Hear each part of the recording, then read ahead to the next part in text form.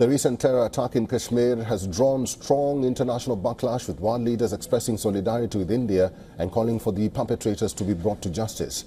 The United Nations has urged maximum restraint from both countries to avoid further escalation. But for India, this attack is part of a relentless cycle of Pakistan-backed violence in Kashmir that began within months of India's partition in 1947. WION presents a two-part series on the 1947 tribal invasion of Kashmir from its archives. These interviews were conducted by WION in 2020. On August 15, 1947, India became independent. The British made a hasty exit and left a terrifying legacy. Partition. On the princely state of Jammu and Kashmir, delaying its decision about accession to either the dominion of India or Pakistan, freebooters from the northwest and Punjab invaded the state with the connivance and material support of the Pakistan government to force accession by the sword. The raiders, well armed and well equipped, sacked and looted towns and villages, put many inhabitants to death, and spread a reign of terror.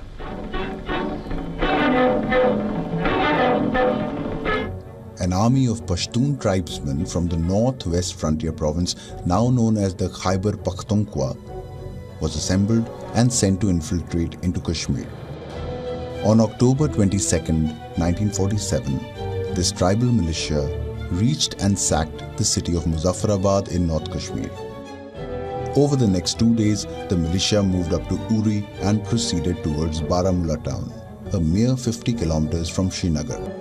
On October 26th, the erstwhile Maharaja Hari Singh fled to Jammu and asked India for an urgent intervention to help thwart the invasion. The British Viceroy of India, Mountbatten, accepted Hari Singh's accession to India, and the same day, a company of the 1st Sikh Regiment of the Indian Army was flown to the old airstrip at Srinagar. The soldiers got there just in time to fight off the invaders who were knocking on the doors of Srinagar.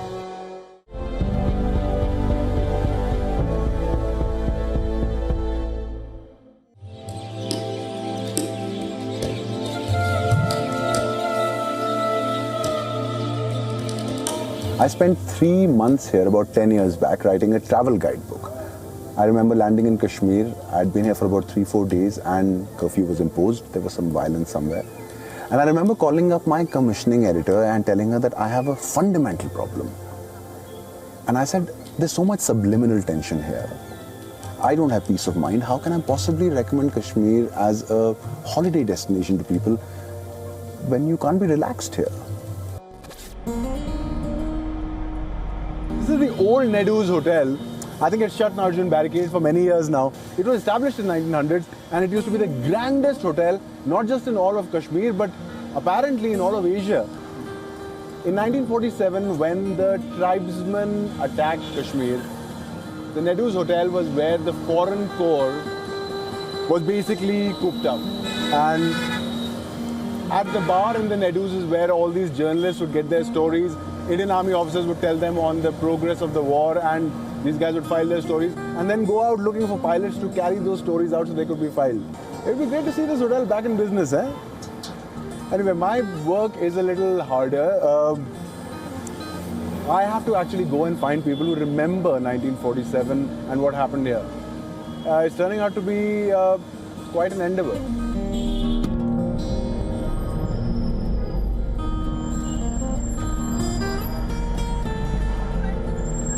Syed Nasrullah Shah is a retired state government official. He was born after the tribal invasion, but he's been recommended to me as someone who's well versed with the history of Kashmir. On 14th of August 1947, Pakistan became independent. Right. On 15th of August 1947, India became independent. Quite. So the tribal war started somewhere in October. It is said that Pakistan managed some groups from the area, Peshawar. Pakistan denied any sort of involvement in this, but that has now been fairly sort of accepted that it's quite impossible for these people to have come through without sort of support by the state. A retired general of the Pakistan Army, Akbar Khan, who is widely credited now as being the architect of the invasion, wrote a tell-all book called Raiders in Kashmir. Khan explicitly confirms his presence in Kashmir during the invasion as an officer of the Pakistan Army, and even avers that Muhammad Ali Jinnah was aware of the ongoing operation. Without any fear of contradiction, we can say that it was a very, very unpleasant situation that time, which only the people living at that time could explain. Sure. We can only say that yes, Maqbool Sherwani was killed ruthlessly. Sure. This is an open secret. So the events which are directly visible cannot be denied.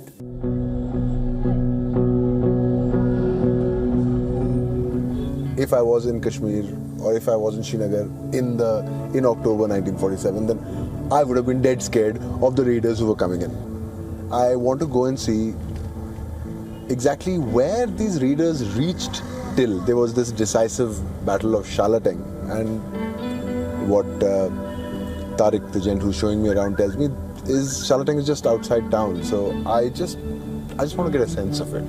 So I want to go there and see how close Srinagar came to being, well, sacked essentially. On the 7th of November, the militia finally made a determined push for Srinagar and assembled at a place called the Zaincoat Ridge to launch an attack. It was here that what is now known as the decisive Battle of Shalateng was fought. Nothing much here, it's a pretty nondescript little suburb of Srinagar. But there was a really large bridge here which is called the Shalateng Bridge. The Indian army came from this side. The tribals, there were apparently 2,000 to 3,000 of them who had sort of gathered there. And this is where this entire battle took place. Apparently there was nothing here, it was just razed to the ground.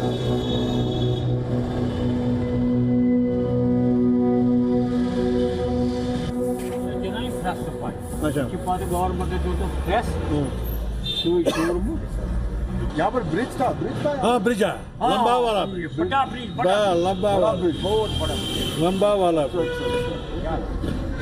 यहाँ से वहाँ तक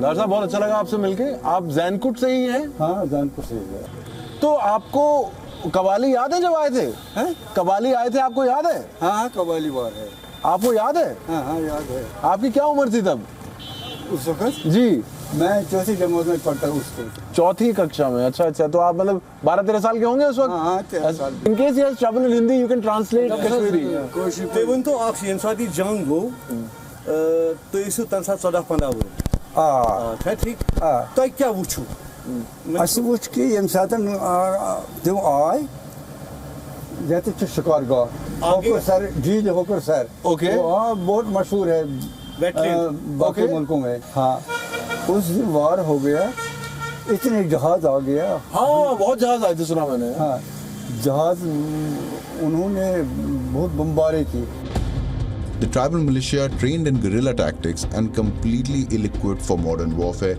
were outmaneuvered and outflanked by multiple infantry companies, cavalry units, and fighter aircrafts that strafed them from the air, broke the invasion's back. The surviving tribesmen fled back to Baramulla with the Indian army in hot pursuit. वो निकल गया वो भाग गया तो यहीं से भागे वापस हाँ भाग गया चला गया तिमो समावरण थपताम तिम जंगली ना पहाड़ी लोग पहाड़ न कबाइल न शेरवानी का सत्वर तिमो शेरवानी उसने धोखा किया उस वक्त शेरवानी ने अच्छा फिर हमने वो शेरवानी बारामूला में जो है बारामूला में वो अरेस्ट हो गया वो कबाइल ने उनको गोली मार दी वो है ना सफ़ेद के पास वो मैका भी लगाया उनको ये हमने सुना उस वक्त What I find hard to comprehend is why there are conflicting versions of the invasion within Kashmir. especially given the incontrovertible facts, and there is no doubt that people in Kashmir, irrespective of religion, suffered a great deal at the hands of the invaders, then why are some people unwilling to talk about what they went through? Habibullah Dar is over 100 years old, and he lets slip that he does not consider Maqbool Sherwani a hero. Now, Sherwani was a young lad who was executed by the militia in Baramulla. What was his role in this conflict? For that, I need to retrace the steps the tribesmen took to North Kashmir. The oldest and most important township in the erstwhile princely state of Jammu and Kashmir, Baramulla used to be a bustling center of trade for centuries in the last millennium. Its verdant landscape on the banks of the Jhelum River and strategic location on the Jhelum Valley Road that led to Rawalpindi, Murree and Muzaffarabad made it a preferred stop for traders and travelers. The etymology of the name Baramulla originates from Sanskrit. The town drew pilgrims to its ancient Hindu and Buddhist sites. Muslims came here to visit the shrine of the 15th century Muslim saint Sayyid Jambaz Ali, while Sikhs followed in the footsteps of the 6th Sikh Guru Hargobind Singh. It's hard to visualize this now, but once upon a time, Baramulla was one of the prettiest, wealthiest and most cosmopolitan cities in Kashmir. All that changed in just 13 days of mayhem and horror in 1947.